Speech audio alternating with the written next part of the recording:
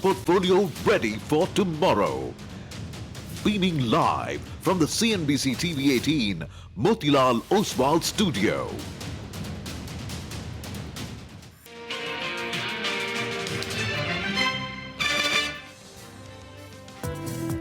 15 civilians have been killed on the Indian side, over 40 injured. A bit of a mixed opening is what we've seen coming in. Despite heightened uncertainty, the economy is still in a solid position. New York Times is reporting that the trade deal could be announced with the UK. Nifty Bank, the immediate resistance is the 40 hourly exponential average, which is 54,747. The announcement that US and China is willing to at least initiate talks has been a positive news. India, according to our sources, has offered zero duty. So 24,420 on the Nifty is what you have. The Nifty Bank is up about 1/3%. India has responded strongly, and Pakistan may have already responded, if they want to call it that. As per New York Times, we understand that trade deal is going to be announced between US and United Kingdom. Treading cautiously, locked in a tight trading band. Today, the index is down nearly 0.4%.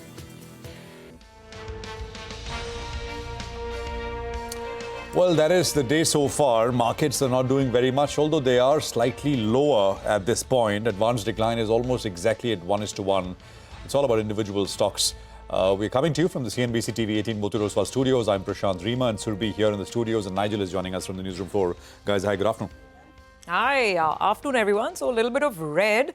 And I was actually just contrasting this with most of the other markets, Asia, Europe. Actually, Europe right now is doing pretty well. So it seems that some of this geopolitical risk, that's still weighing on the market's mind. You know, European markets is sitting on their best one-day return since 2020, that's post-COVID. So that's the extent to which global markets have snapped back, though the Indian markets, Nigel, have been largely consolidating. And now today is what? The seventh day in a row, seventh consecutive session where we are pretty much in this range. Well, that's right. The Indian markets are down marginally, 0.2% odd, but the Pakistani index has taken a hard knock today. The last time I checked, that was down close to around 6% or thereabouts. So that market's clearly taking it hard. But I think the index you need to track out here is the India VIX. Yet again, it's up close to around 5%. I think you'll want that VIX to cool off. In the last 1 week, at least for the last 7 to 8 trading sessions, the Nifty has been in this range. We're more or less flattish. The India VIX in the same timeline is up close to around 11%. On a low base, that's gradually moved up. In fact, in the last few minutes, it went past the 20-odd mark as well. Once the VIX cools off, that's the fear index, right? Once that cools off, that'll tell you now, in fact, the market is getting its momentum back and it's prepared to move up. But I think till that happens, I think we'll be in a bit of a range, and we have expiry that plays out in the next 1 hour as well. So we'll keep an eye out on that front.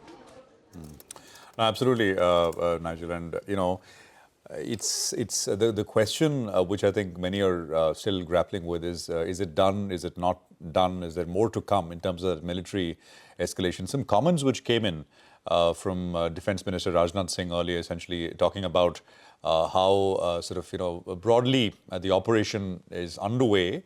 Not this, at an umbrella level, but of course, the strikes happened yesterday early morning.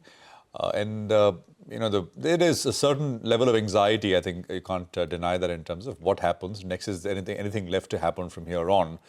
Of course, you're hearing about all these.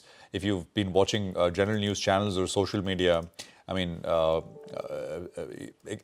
of visuals out there, especially out of Pakistan, which suggest, and that's the reason why the index is down sharply. So it's a little nervousness, a little anxiety at the margin. And I think it'll stay like that till things really clear out, and that may take a few days or so. 24,354 is where we are now trading at. Rima. Well, but at least on the other front, on the tariff front, there appears to be progress, because today at 10 o'clock US time, Donald Trump has teased that a major trade deal with a big and highly respected country is going to be revealed. So the country has not been officially named, but as we've been learning, it's likely to be with UK. The question is it going to be a formal deal or just some, they're going to present some framework for negotiation? but it could be the first of the many major deals that Donald Trump signed. So everyone's going to be watching for that. So that's one thing to watch. And secondly, will be the slew of earnings in the next 12 hours. We've got numbers expected from Asian Paints, Titan, Pidilite, Biocon, Larsen & Toubro, and most of these numbers will be out post market hours. Don't make any plans for the evening. Okay. Because of that list that you just read out. So I'm going to sit in front of just sit in front of your computer, your laptop, absolutely. Plug in the numbers and then... We have our evening cut out for us. The mid-cap market is under pressure. It's down about a whole %. And we'll talk about some of the mid-caps that are faltering in a bit. I think let's get to Mitesh as well. Straight away get some closing ideas and comments in. Mitesh, so the market is still a little jittery, a little nervous. Let's start with the index. Would you look at any trades at all? Would you look at buying a dip like this? And then, of course, stock ideas. You're on mute, Mitesh. Okay, sorry. So this market, basically can decline a bit more towards the lower end of the range. I think 24,000 is where I think the market can go, and I still maintain that range outlook of 24,520 to about 24,000. So avoid the index.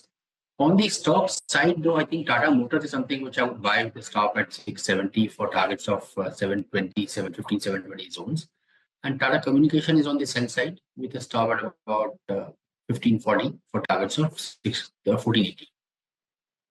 Okay, in fact, let's talk about Tata Motors because Sudarshan will be joining in and all eyes will be on the potential US-UK trade deal that Donald Trump is expected to announce later. He wrote on Truth Social that the deal will be the first of many trade deals to be announced. While the details of the deal are still unclear, Tata Motors is up in trade and up for the second day in a row. Sudarshan joins in with the potential impact of any sort of deal. US President Donald Trump has put out on its social media handle on Truth Social that he would be announcing a trade deal with one of the friendly nations. And after that, New York Times has reported that it would be deal between US and UK. Also, the report mentions that details are not out as yet. We'll have to see if both the countries sign the deal or they put out a framework for the agreement and later on they might announce the deal. But if it happens, why this would be positive for Tata Motors? Because North America forms nearly 1/3 of JLR's total volumes, and also JLR contributes almost 70% to Tata Motors' consolidated revenue. And if this deal happens, it would help JLR maintain its the guided range of the margin, and going forward, it would be taken positively even for other Tata names like Tata Tech, Tata Elxsi. So we'll have to see how it pans out today evening or going forward. So thank you very much for that. Asian Paints numbers are looking disappointing at the bottom line front. On the top line, there is about a 300 crore miss, but it is the bottom line which is sharply lower. 700 crores as compared to about 1,100 crores, which was the expectation. Loss of 182 crore that I can see. Okay. So that explains part of the loss, but needless to say, the EBITDA is also a big miss because that's fallen short of our expectations by 150 crore, and then the balance miss can be explained by the exceptional loss. If you add back the exceptional, it gets to about 900 crores. Yes. Even at the net level, there's about a 200 crore sort of miss at a net level, adjusting for the exceptional item. Look at the margins, 16.9% compared to 18.2%. I think the stock is holding like that. Maybe because it doesn't believe it, or maybe it's just waiting to see what this is about. And what this is about is as follows: exceptional item of 180 crores, 179.8 crores in the standalone results, comprising the following. The company has made an assessment of the recoverable value of investments in its subsidiaries. And accordingly, an impairment loss of 101.3 crores. So there's an impairment loss in one of its subsidiaries. Anything else apart from 180 crores, Surabhi? That's all I can see. And the company has recognized fair value loss of 78 crores. So basically, there's an impairment loss, there's a fair value loss towards derivative contracts for future stake purchases in white teak. So there's a impairment loss, and there are issues with the derivative contract fair valuation, which is where this 180 crore exceptional item has come in. But I think we've got Manglam. Yeah, and the core business also, Manglam, is under pressure because the company is saying the decorative business volume growth is just 1.8%, and that's much lower than the analysts' expectation. Well, it is a weak set that has come in for Asian Paints, no two ways about it. You know, the revenues have actually declined by 5%. The street was working with a moderate sort of decline, or at best a flattish sort of performance. And that's where the problems start from Asian Paints itself. Because when your revenues are down 5%, it's very difficult for EBITDA to actually grow further. And this at a time when the company itself has said that, you know, the cost of sales for them have increased. Margins at 16.9%. That's among the lowest that we've seen for Asian Paints in a very long time. And that's despite the company in the third quarter itself saying that the margins would be at the lower end of 18 to 20%. This is a good 110 basis points below that itself. Volume growth of 1.8%, again, is much below street expectations of mid-single digit volume growth. When a company is doing volume growth of 1.8% and revenue decline of 5%, it also tells you about the product mix, right? You know, you have inferior products selling, or products with a lower price point selling. That is largely led by weak consumer sentiment, but at the same time for premium products, maybe the company is also giving some price offs or discounts. So Asian Paints has been underperforming in the past. So it's not that these weak numbers weren't in the price already, which is why we aren't seeing a very big adverse reaction on the way down. Remember, the stock was lower by about 4% in yesterday's trading session as well. So there could be some shorts which may be unwinding their positions. The word on the street was that it would be weak set. It's a weaker than expected set coming in for Asian Paints. The question now is what happens from here on. Most on the street believe that maybe consumer sentiment is turning, the raw material prices are lower, and Asian Paints may perhaps at some point return to growth. Whether it does or not is something that we'll await for the management commentary. Right now, these numbers weak. Absolutely, Mangalam, you said it. And Prashant, you know, when you said how is the stock not falling because there's this impairment loss, the operational performance is weak, So Asian Paints is not trading at a 1-year low or 1.5-year low. Asian Paints is trading at a 4-year low. The stock is where it was in February 2021. That's been the level of value destruction on Asian Paints. It's had trading bounces up and down. But today, I mean, as we see the price here, it's at a 4-year low. So, I mean, as they say, the saying goes, how much will you flog a dead horse? Perhaps. But let's ask Prakash Diwan. I think we have him with us. Prakash, if you can hear us. Asian Paints, your thoughts? No, so while the direction of the earnings isn't a surprise, the extent to which the weakness is reflected in the number is definitely a cause for worry. Primarily on a few counts. One is, you know, it very clearly indicates lack of pricing power. You know, they've been having all these years, they've had it so good. There was nothing much in terms of options on the premium decorative paint side. Now you have many more alternatives. So the distribution network itself is undergone a big change. I mean, you don't have that prominence, that, you know, place of pride. It's more to do with you just have to be there along with the, you know, with the opuses and all of the world. So my sense is the pricing power is now finally hurting them big time. The other thing is that this was the quarter where things could have been much better on price on the input side, the RM side. And if that also hasn't been captured in the EBITDA, it's definitely something is wrong. They're probably, you know, spending too much to sell. And this kind of margins is not something which you would associate with a company that's always been valued at the higher end of the FMCG premium, you know, P multiples.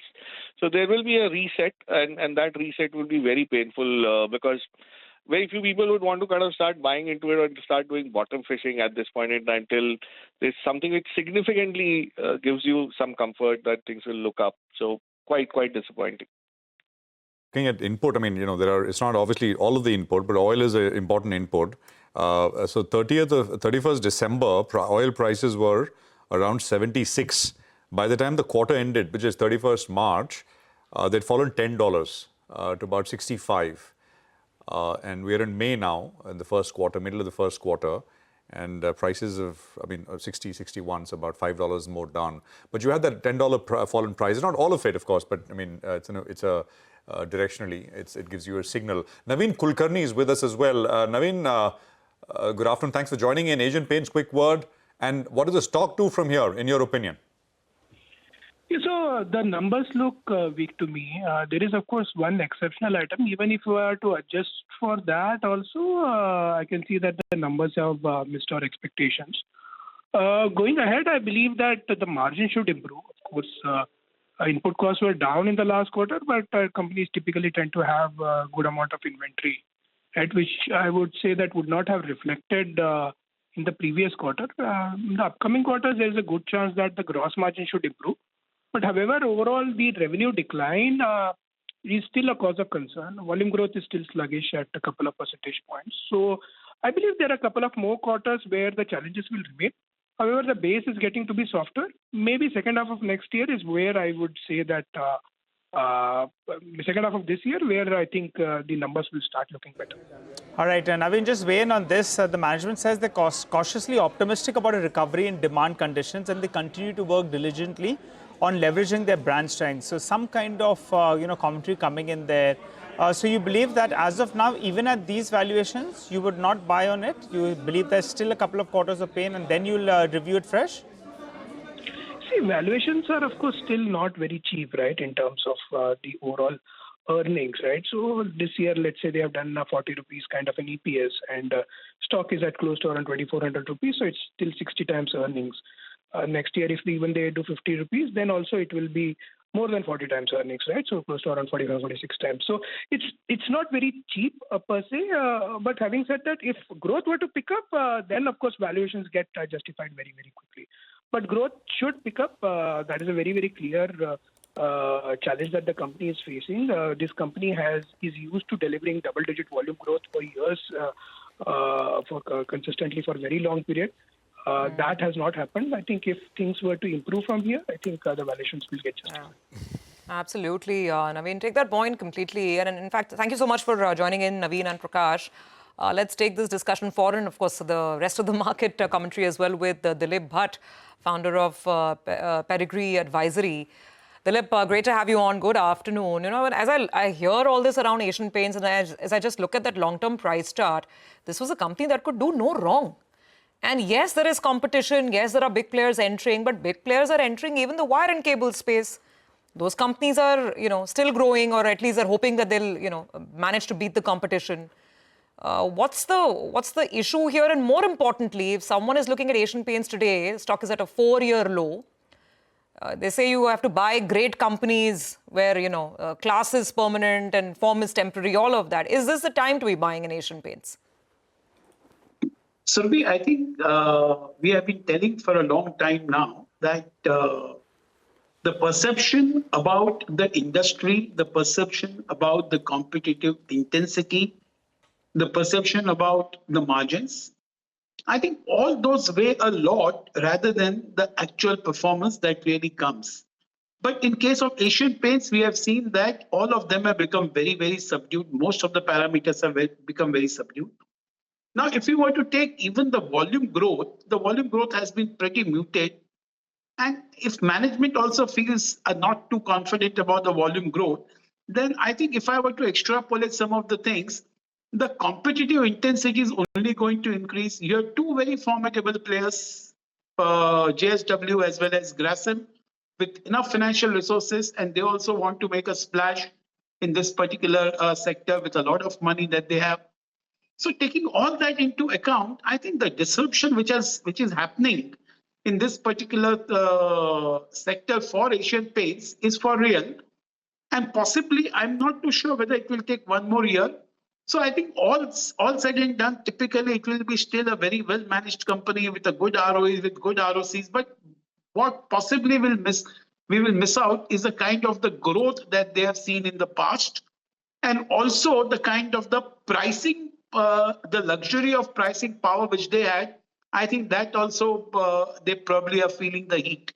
So what I would say is that in this particular industry, it will be very difficult for anyone to make really big money in the stocks, especially if you're betting behind that.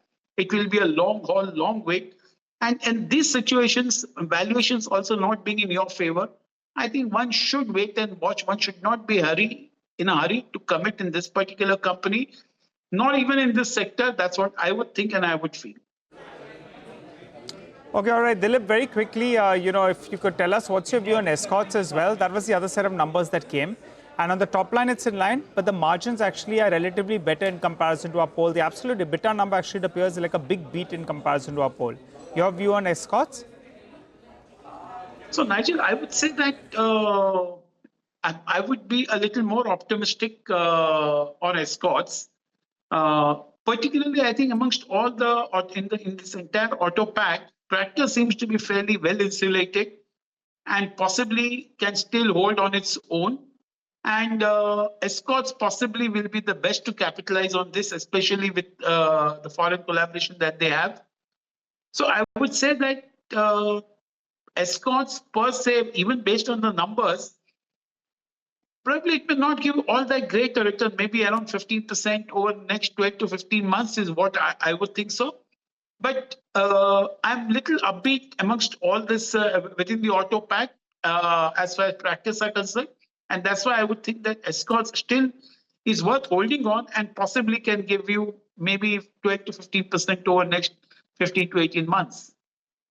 Okay, by the way, this is very, very serious news that's coming in right now. And we'll have Parikshit joining in the next couple of seconds. And I'm reading out a Ministry of Defense release.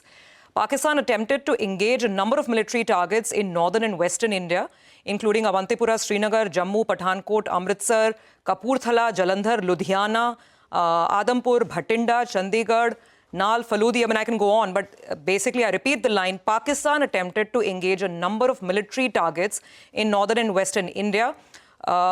Today morning, the Indian Armed Forces targeted air defense radars and systems at a number of locations in Pakistan. This is very serious stuff.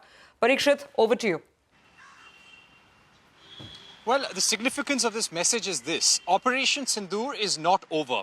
Military operations, as we have been reporting since morning, have been on along the LOC, the international border, and also in the Arabian Sea. The Navy is on high alert and operational deployments are in place. Having said that, we had heard a lot of air activity, Air Force activity between India and Pakistan in the intervening night of 7th and 8th May. Now, what was happening? Pakistan attempted to engage at least 15 targets, locations in India.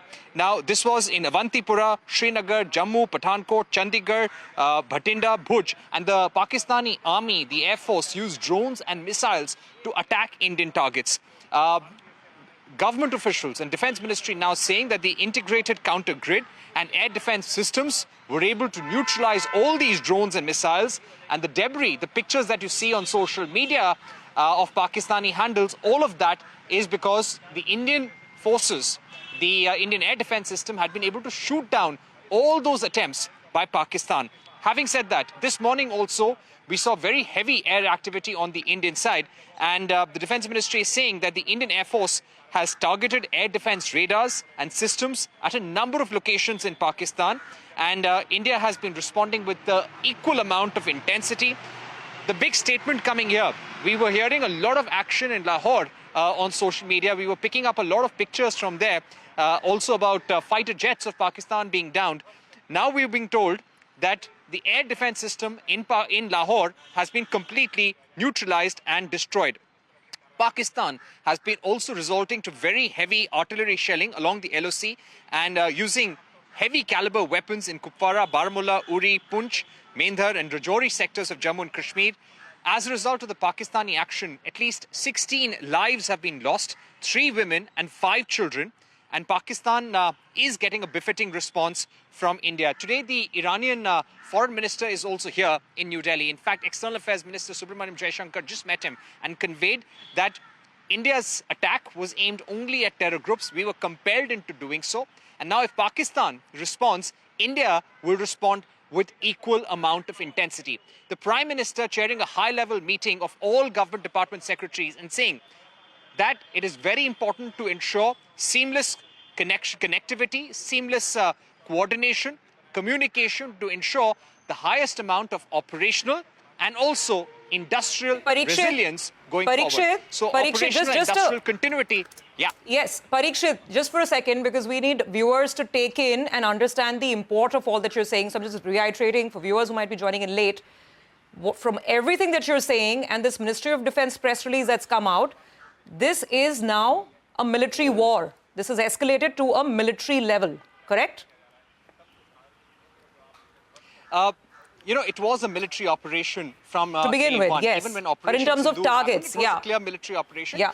we cannot call it a war as of now, because India's stand has been that we are targeting Pakistan in a non-escalatory fashion. Our attacks are limited to terror camps across the border.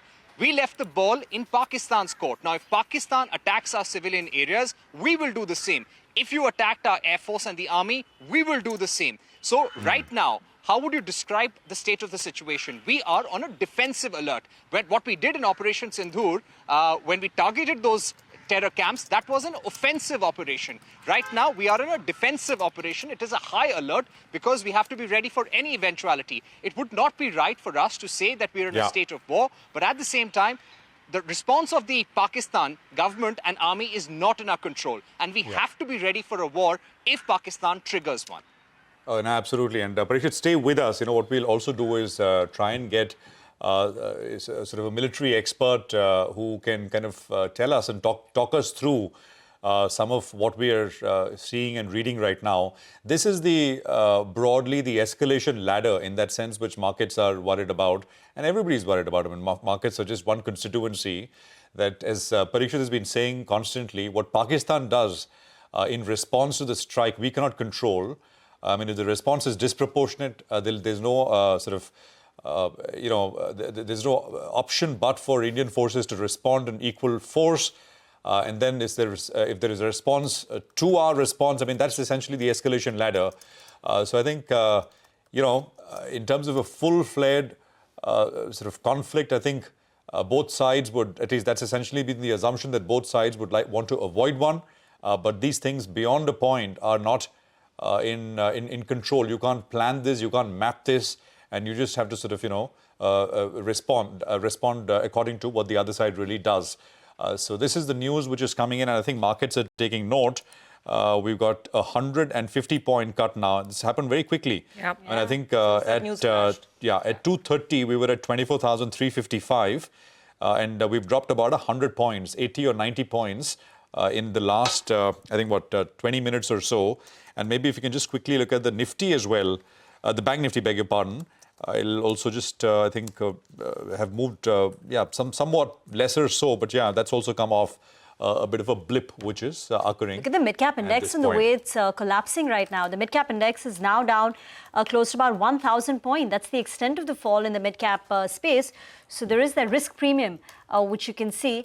And, investors are selling out of many of these mid and small cap stocks. Yeah, I think maybe just take a look at what's happening with... I don't think there is it's just our markets which are... Just keep an eye out, guys. Just keep an eye out on the India VIX, actually. That's a real barometer of fear. That one has spiked up. At the start of the show, it was around 19.5, around 19.8 approximately. Wow. After this news piece has come in there, the India VIX has spiked up. And that's the one that's been moving up, though the markets have been consolidating, which is telling you there is fear in the market.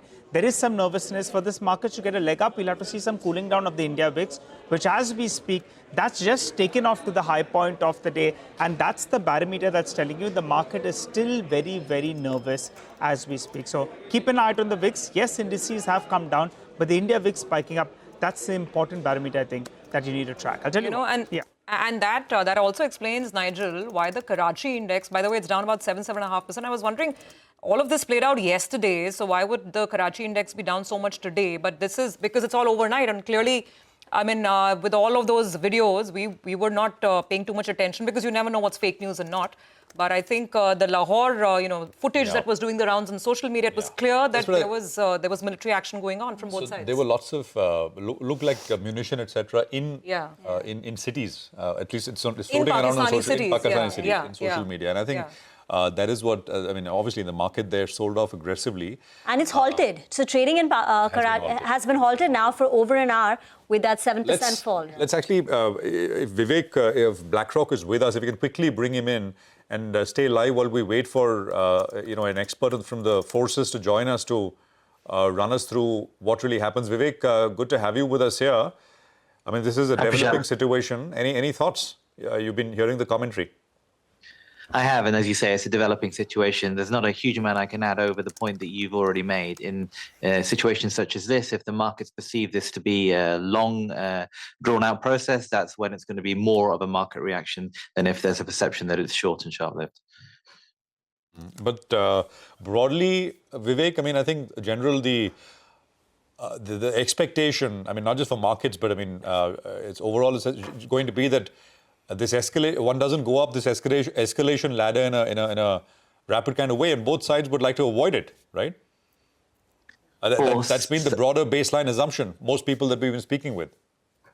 Absolutely, for obviously many reasons beyond just markets. And if you're talking about the market reaction, I think history has shown us when we have situations such as this, if there's a perception that this is short-lived, then the markets generally tend to look through it to other dynamics, such as the stuff that we've been talking about for a long period of time, right? What's going on with trade policy, what's going on with the broader macroeconomy. They will ultimately matter more for markets if this is seen as a short-lived thing.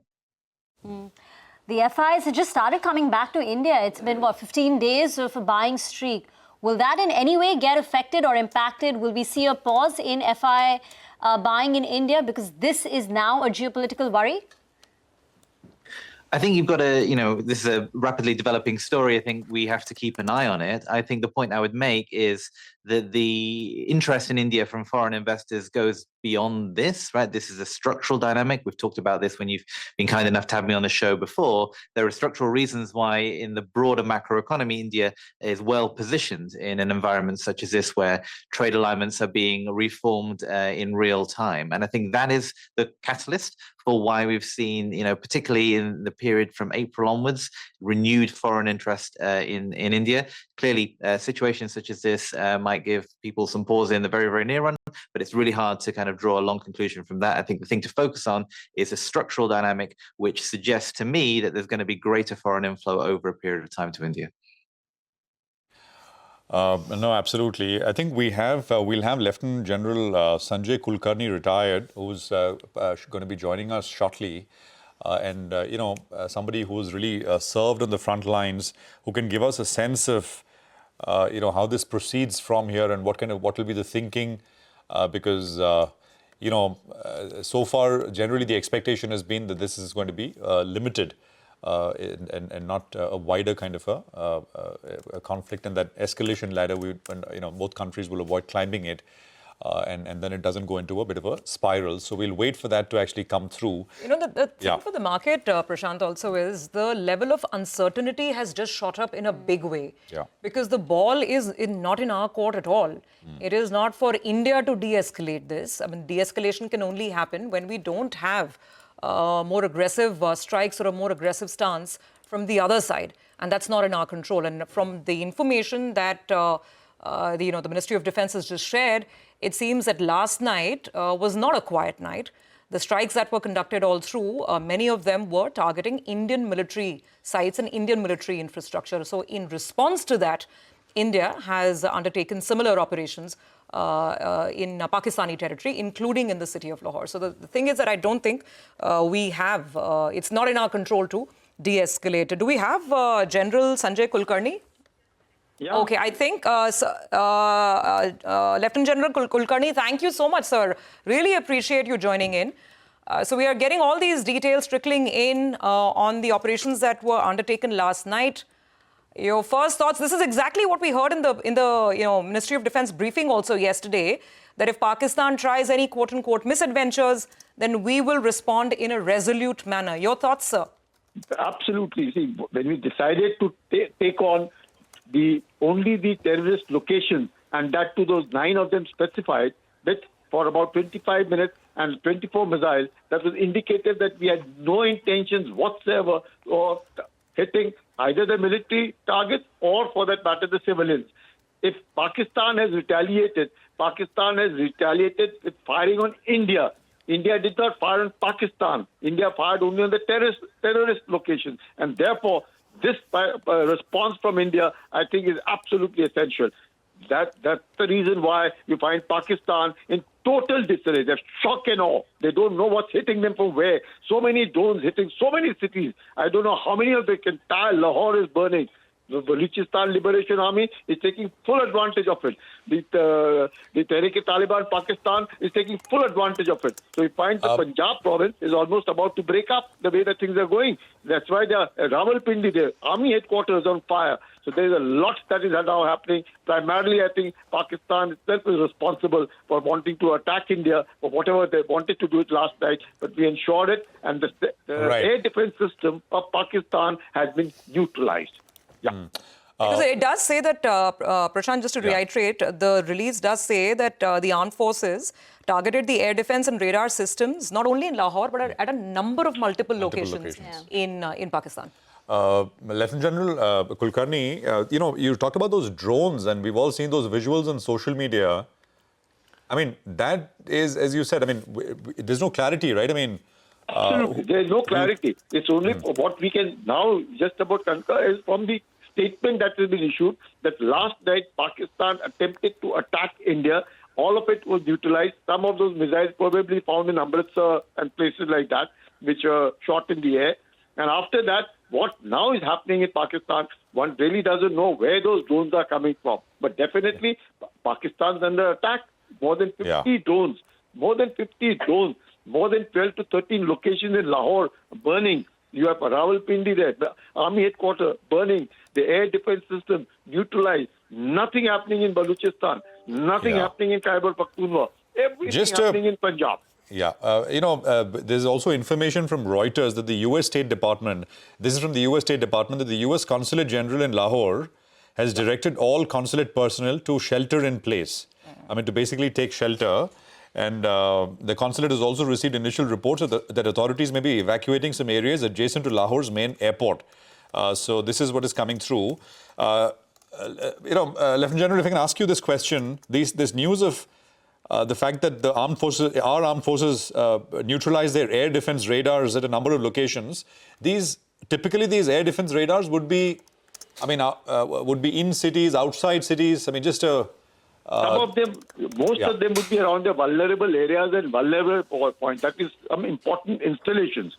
They will all be defending important installations, like their army headquarters would be protected. Their certain ammunition depots would be protected. Some of the oil installations, you'll find them protected. Some of the banking institutions, you'll find them protected. So all of these, within and outside the city, the protection to all these vulnerable areas, vulnerable points, without which they cannot be able to operate. And if they have been neutralized, that's a huge, big setback. That's the reason why you don't find the Pakistani aircraft flying at all. Otherwise, at a time when Lahore is under total attack, and Lahore is not able to do anything, I don't find any of the aircraft flying to defend. Yeah. They all have probably been neutralized. So either there's a total cyber attack and total, firing and total destruction of these weapons. Got it. Let me also, Lieutenant General, let me also welcome in, the retired Air Force Chief, Kapil Kark, sir. Thank you very much for joining us. You heard Lieutenant General Kulkarni, if you did a little bit of that conversation. What is your assessment, sir, of the situation as you are following these developments? No, firstly, I'm not a retired Air Force Chief. I'm a retired Air Marshal. So thank you for promoting me. We are following the developments, and none of them are a surprise to any expert or any analyst who's evaluating the situation right from 22nd of April when Viceroy took place. To all of us, there was expectation that there would be initiative from our side to target certain elements within Pakistan where terror infrastructure emanates and where terror emanates. It is therefore quite likely, ever since those 35 or 30 minutes finished yesterday in the morning, that there would be a reaction. Now, what kind of a reaction that is, we are not very certain. So, but the reaction will come. Pointers and indicators of that these would be at one extreme attacks on military installation, which I, in my own view, think that Asim Munir is not unwise to opt for that option. It is more likely that they will do below the military threshold, since there are no terror camps in India, there will be attacks on some installations which they will term units from where people have originated certain activities in Balochistan. Sir, if you could just weigh in on what Lieutenant General Kulkarni just said. We were discussing these strikes that have happened specifically at the air defense and radar systems of Pakistan at several sites in the country, which is the information that we have now. And Lieutenant General was just saying that this could have potentially dealt a huge blow to the Pakistani Air Force, which is why perhaps we don't see their planes. That's what he was saying. We don't see their planes up in the air. They're not, they're not out flying to defend. No, but how would how would you read it? Yeah. I have a slightly different take. I appreciate the point made by Lieutenant General Kulkarni. Yes, it would have been mandatory for us to undertake what are termed suppression of enemy air defenses, seed operations as they're termed. This could be in combination with attacks on cyber attacks on communications and everything else, as also similar kind of operations which prevent their air defenses and reaction capabilities in military terms from coming onto the conflict table. This is one element. The second element is most of the weapons which have been used, as per the media, these are air-delivered munitions, whether it is the Spice, which is the air-to-ground medium-range weapon system, or it is the Hammer, which is slightly shorter range. But these are very high-speed weapons. Likewise, if we use the BrahMos as being, this is all possibilities. I don't know. I have no details, so I should not be quoted in that sense. But I'm giving a general picture of the weapons that have been used. They would have been used. The ability to be detected by the Pakistanis is very limited. And if they are combined with cyber and suppression of air defense operations, which would have been mandatory in this case, then obviously the Pakistan Air Force will not react. One of the things which is being used, confirmed, sir, is the Chakra missile. I think what we're putting out. That we know for sure. That's what we're putting out. This is according to different IAF S-400 Sudarshan Chakra fired last night.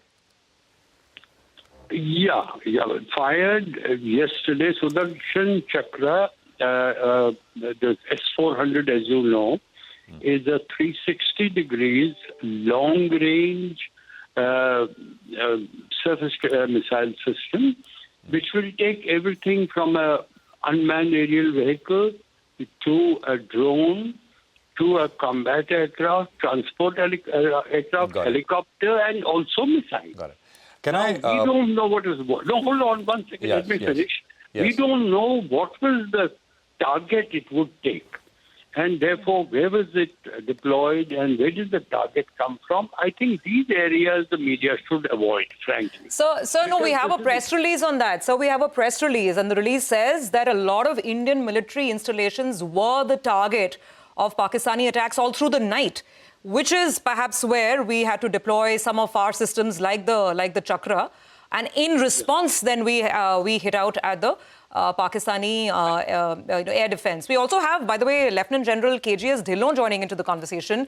Lieutenant General Dhillon, thank you so much. I really appreciate this. Your thoughts? I'm sure you've already seen this by now, but just to recap, what we are given to understand from the Ministry of Defense is that there was a lot of escalation from the Pakistani side last night. They tried to hit the Indian military infrastructure and apparatus, and therefore India responded in equal measure. Sir. See, after we carried out Operation Sindoor, and it was a very calibrated and very restrained and restricted sort of a reaction from our side. From a terror angle in Pahalgam, that is a terrorist act in Pahalgam, we reacted only on the terrorist targets inside Pakistan, that is Pakistani Punjab, Muridki and Bahawalpur in particular. Okay, I think we lost the line. Air Marshal Kak, if I can come back to you, sir. What is the as you said, typically, and you would think this would, and I'm paraphrasing you, correct me if I'm wrong, that this will stay below the military engagement kind of level, right? What is how does this de-escalate now? How does it happen? I mean, because this is happening on multiple fronts. So if you could just run us through this, sir. Thank you very much for that very, very thoughtful question. And this confronts all of us who are concerned about what the reaction will be and how can we keep the conflict spectrum in a not so escalated manner. I identified for your viewers that at one end of the spectrum there would be military installation targeting, effectively actually delivering kinetic weapon on that military target, in which case this is an escalation from Pakistan. We will have to respond to that escalation. Since in a power asymmetry, we are the dominant player, control of that escalation ladder, which steps you are climbing at what time will have to rest with us and not with Pakistan. So I do not know. Frankly, some releases have been issued. I don't have actual 100% facts before me to be able to give you a very credible and analytical perspective of the situation which has emerged. Okay, but that is very, very helpful. We thank you for your time, and I really appreciate that perspective. Air Marshal Kak. And of course, we'll come back to you for more perspective. Lieutenant General Kulkarni, if you're with us, thank you very much for joining us as well. And thank you for your perspective. And Lieutenant General Dillon, thank you very much for joining us, if you can hear me. We'll take a quick commercial break here. Markets, of course, are down about 100 points, 24,310. We saw that sharp dip, but there's about a 50, 60 odd point recovery, which is coming as well. Stay tuned, coming back.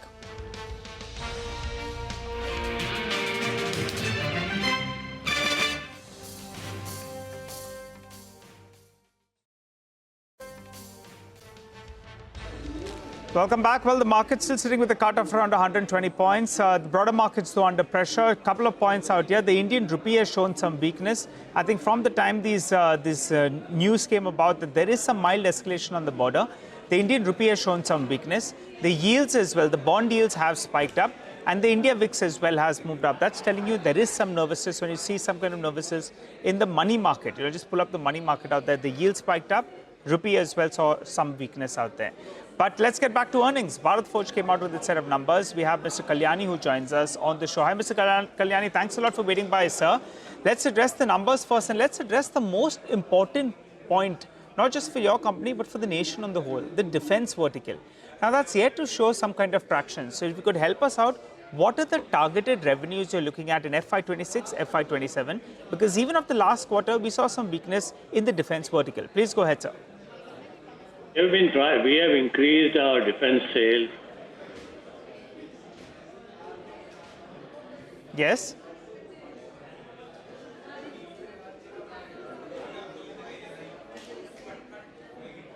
Mr. Kalyani, sorry, sir, we missed that point out there. I hope I'm audible. Wanted to ask you about how do you see the defense vertical scale up from here on in the coming year and post that as well? In the defense vertical will scale up quite well. We see a growth of almost 20 to 25% every year in our vertical in defense.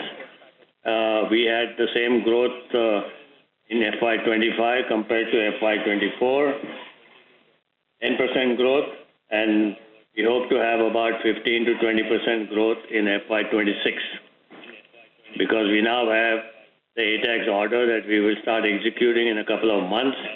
So things will happen. We have an order book in defense of over 9,500 crores, and that order book will get, let's say, executed in the next 3 to 4 years.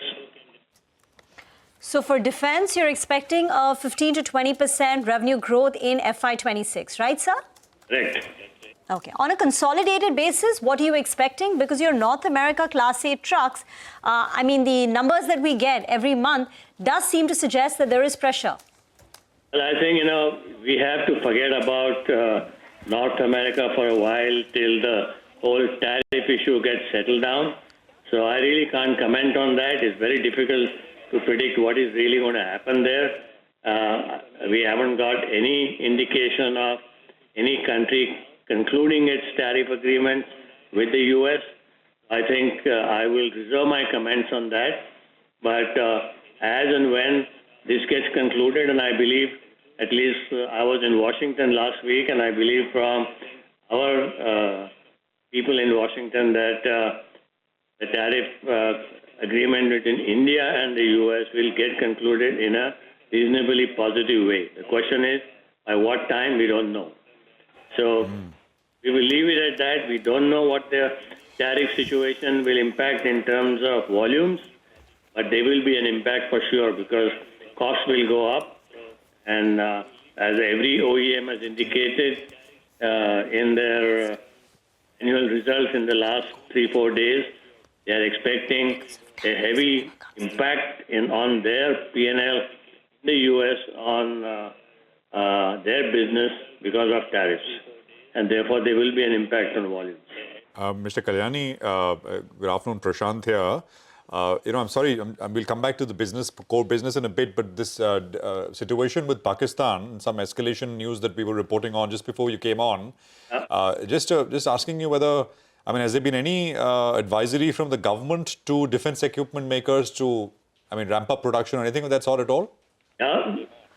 To ramp up equipment production or anything at all? Any advisory from the government? Yes, there are advisories, and our team has been called to Delhi early next week, so we will see what happens. This is with regards to the ongoing situation? Yes. I can't say anything more than that, okay? Okay, I understand. Rima? Okay. So you've given us, so I understand North America is likely to be subdued. There is still a lot of uncertainty. And I believe in North America, CV revenue saw a decline in Q4 also. And that remains uncertain. What about Europe? How is the situation? What do you expect in the first half of the year when it comes to Europe? Because your CV exports to Europe saw some revival in Q4. We expect revival in Europe to happen in the second half of the year, not in the first half. Europe is also going through a lot of pain right now. Their situation with the U.S. on tariffs is still not settled. So their export of vehicles to the U.S., engineering products, exactly how it is going to come out in the next few months, we don't know. So I think, we have to wait till the tariff situation gets more visible, and then I think we can predict what's likely to happen. Right now, we have taken a position that we will go with the plans that we have made and adjust it on a weekly or monthly basis as in what we hear from our customers. So it's quite likely that North America and Europe will see a revenue decline in Q1 at least? Well, likely, yes. Likely, yes. Okay. Sir, you are looking to divest your overseas subsidiary. Any update on that? We are not looking to divest our overseas subsidiary. We are looking at how to restructure it. Restructure it. And what are your plans when it comes to that? And how will it fructify through the course of the year? I think by the end of FY26, we should have a definite result in terms of, clarity in terms of how it will happen and what it will do. Okay. And what's the objective, if I may ask, of restructuring your subsidiary? Well, what is the end goal? We want to make sure the business is performing, business is profitable, and earning cash. Okay. Thank you very much for joining in. That's, Bharat Forge. Defense will clearly be the driver of the company's earnings performance in the coming year. Amrish Baliga is now joining us on the show for the markets. It's at 24,250, 160 points lower. The mid-cap index has extended the fall now to a 1,200-point cut.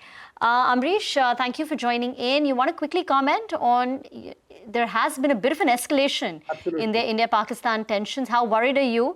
Would you be making any portfolio calls based on that? And then come in on Asian Paints and the numbers that we had.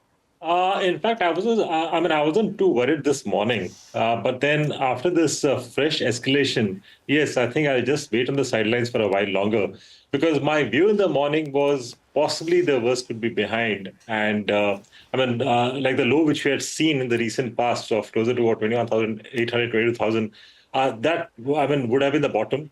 But now I think we'll have to just wait and watch for a while. But then if these clouds clear over the next 2 or 3 days, then I think clearly it's a buying opportunity, because the way institutions were buying in the past 2 weeks, especially the FIs, that also was giving me a decent amount of optimism and confidence in the market. But then, as of now, the way things are, possibly I'll just wait on the sidelines. But at the same time, I would say do not panic at this point of time. This is not a time to panic. Just possibly wait on the sidelines for a while. Okay, wait on the...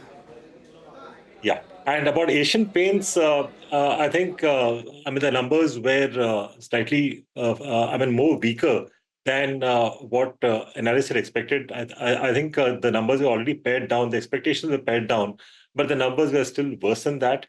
But then I think the silver lining is going ahead, again, assuming things come back to normal, the oil prices, I think, would be supporting Asian Paints. The way they have come down.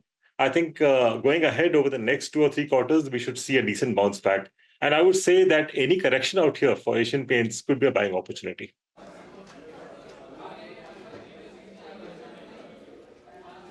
All right. Hi, Ambrish. Good to see you in. Ambrish, what about a few of these names? This week, though the markets have been in a tizzy, from the broader markets, you have stocks like DCM, you have Symphony, you had CCL products. All of them gave very good results. And the stocks are still holding on to gains. Anything that stood out from you from the broader markets? Among them, I would surely look at something like a CCL product, where I think the numbers are much better than what was expected. And the way things are, I think at least over the next few quarters, we should see better numbers. So I think one should still buy that. In case of a correction, I think one should buy that. Okay, look at the market now go, right? I think there was, it was looking tentative, but I think as we are approaching market closing, there is a steep sell-off which is now ensued. As we speak, we are coming off. So, 230, we were at 24,360 or so. There was a sharp dip. Then there was a sharp rebound, about 50-point rebound. And now we've broken the earlier lows. And now it's a clean, almost 200-point fall, which is about 0.75% coming through. The Nifty Bank is down as well, about 0.75%. And that is about 420 points. At this stage. The mid-cap index is down about 2.25%, and I think you got the small-cap index, which is down about 1.8% or so. 16,120 or so is where we are at. So it's a 200-point cut. That last comment, that one of the comments from Mr. Baba Kalyani of Bharat Forge was important. In response to the question of whether defense makers have been asked to ramp up production by the government, and advisory has been sent to defense companies. He said that, well, they've been called to Delhi and they're going, I think he said Monday or early next week. Basically next week is that their team is going to Delhi. He said, of course, I can't say more. And we didn't quiz more than that. But I think that gives you an indication in terms of the government also, wanting to be prepared in terms of supplies, etc.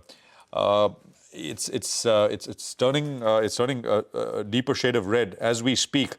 At this point in time, Ambrish, it's a risk off, and in that sense, with this escalation, and we had some defense experts, etc. as well. Especially if you are trading, then you want to be away in that sense, right? I think a lot of it would be that.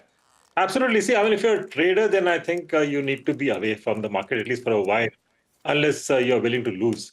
And as an investor, I would say that we should look for opportunities. Because if this had not happened, I don't think we would have got either opportunity to buy, because the markets were clearly on the way up. But then, whatever is happening right now, I think could be giving us an opportunity, at least, especially the long-term investors, an opportunity to buy at lower levels. There's one opportunity to your mind, and that's IRCTC, Ambrish. Yeah, Rima. In fact, IRCTC is into a niche area, online train ticket booking, which is exclusive, catering and hospitality. packaged drinking water, travel and tourism are the other verticals. In fact, if you look at the Q3 numbers, they're decent. I mean, 15% Q on Q, 10% Y on Y. And currently, they are entering into partnerships with food aggregators for catering. You have those new luxury sleeper trains being launched, which is positive, like Vande Bharat, Bharat Gaurav, or Maharaja Express. And this should be margin accretive for them. They are, in fact, setting up 3 rail Neel plants. And tourism segment also has shown extremely good growth. And in the last 2-3 months, the payment gateway has been launched, IRCTC iPay. This, again, should be margin accretive. So March quarter earnings should be good. Expected EPS for FY27, I'm expecting it to be about 20. And with this, the target price should be about 880. Okay, all right. I think, Amrish, stay with us. Let me just quickly wrap out things as we are getting into the close. 250 lower on the Nifty, 24,160 is where we are at. And it all changed. It all changed pretty swiftly in the last 60 minutes of trade in 2 phases. I mean, the first phase, of course, started around 240 or so, sharp dip. Then some of it came back. And then the second dip starting at about 310, 315. 2.5% losses in the Nifty mid-cap and the small-cap indices. Shriram Finance, Adani Enterprises, Zomato, Mahindra, Hindalco, ONGC. These are the 3% plus losses. So 6 names with losses in excess of 3% on the Nifty is what you had. And you had barely anything in the green by the end of it. Only an Axis Bank, a Titan, and a HCL Tech, thrown a Kotak as well. But small up, less than 1%. 4 names on the Nifty, which end marginally higher. That's the bell. Rima. Well, look at the India VIX. That's a barometer of the fear in the market. And the India VIX spiked up nearly 15% at that nearly 22 mark. Global markets were fairly resilient today. In fact, on the front foot, gains seen in the CAC and the DAX by the time we wound up for trade. And Asian markets too were resilient. On the mid-cap end of trade, by the way, the mid-cap index ended with a cut of nearly 2.5%. The advance decline ratio had 3 stocks declining for 1 stock advancing. On the way down, CCR Products see some profit booking after the 3-4 day run. Paytm, Varun Beverages, Swiggy, SAIL, NHPC. These were some stocks where the losses were quite stark, quite steep, and falling on pretty large volumes. And on the way up, it's Canara Bank, 1.5% higher on the back of strong numbers. Okay, so that's how it has closed out. A sharp, swift fall coming through as the market had to deal with quick changing developments with respect to the cross-border situation there. 2% down on the mid-cap index, 0.5% down on the bank Nifty, and about 0.6% down on the Nifty. That's a wrap on Closing Bell. We'll continue with the market action. Up next is Markets Forward.